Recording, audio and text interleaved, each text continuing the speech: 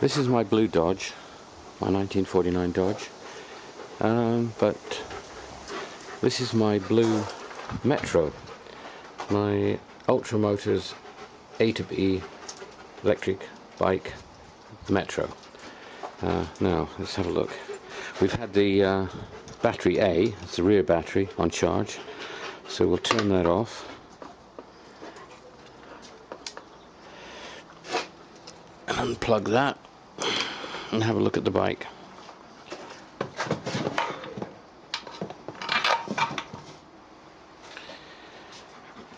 Oh, this is a electric bike. Let's see what we've got here. It's got two batteries. One is built or fitted into the frame here. It comes in underneath. It's a bit of a job getting it out, so actually that's a good thing, I guess, because if you only take the bike out with the one battery, it would be difficult for somebody just to steal the battery if you leave the bike alone. But anyway, it's got a battery up here and a second battery in the back, which is plugged in here, and it charges here. The one in the frame charges here. Somehow, yes, that's it. Now, the bike has got, let's have a look, suspension front and rear. I mean, it's an electric bike, but of course it looks like a moped, which is what I think they tried to do. They designed a bike, a bicycle, that complied with the regulations for being a bicycle. It's got 7 speeds, pedals, 7-speed gears, and you don't need a license or a crash helmet or insurance, and you can use it on cycle paths. It is a bicycle, but it's as close to being a electric moped as it can be. It's got suspension, as you can see, rear suspension. You've got front suspension in the forks. It's got disc brakes, front and rear, and the motor, of course, is in the rear hub. This battery at the back actually is lockable, and then you can slide it out, so you can actually leave that battery at home if you want. It's got a very, very comfortable seat, and with the suspension, all in all, it's a lovely bike to ride. Control wise, and this is one of the good things. First of all, you've got obviously rear brake and the front brake. Here, this here changes the gear when you're pedaling, so you've got 7 speeds. And on the other side here, this throttle on the bike, you can get up to about 15 miles an hour, but it has got an off-road booster button. I say it's off-road because that's what they sell it as. When you push that and hold it, the bike surges up to around 20 miles an hour, which is quite fast for a bicycle. You are supposed to use it only off-road. Yes. So all in all, a pretty rapid bike. If you use the bike without pedaling, you get approximately 20 miles from each battery. So you've got a 40-mile range.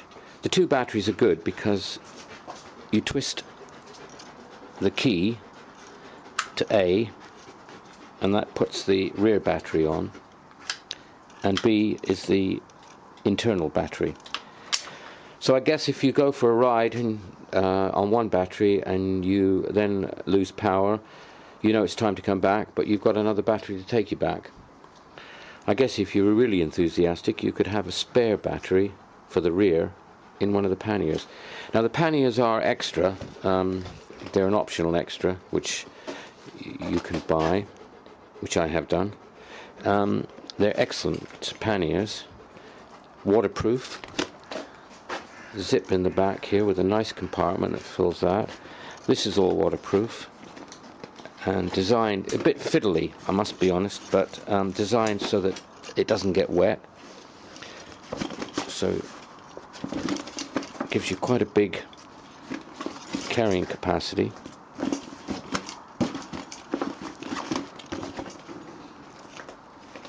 Now, the only thing that I haven't got on the bike, I mean, I've just bought it, and it needs lights.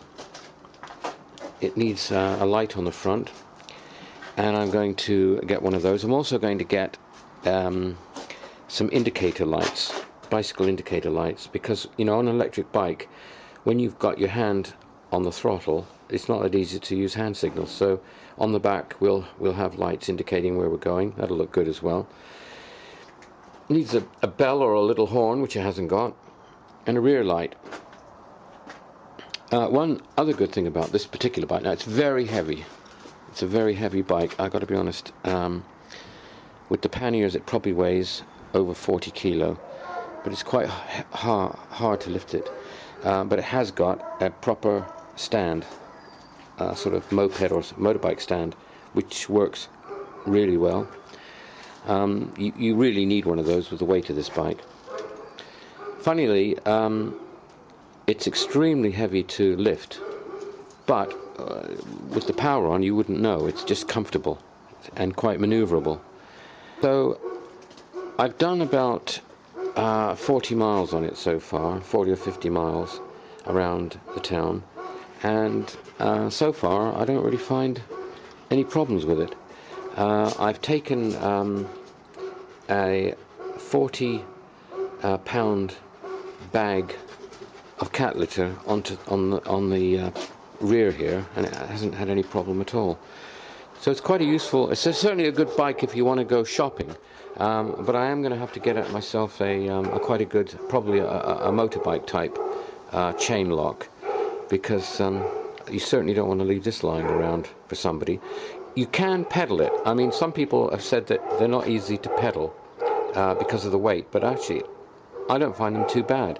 With the 7 speeds and the lower gears, maybe you can't go too fast, but actually I don't find it as bad as some people have said. So if you do run out of power, at least you can use it as a bicycle.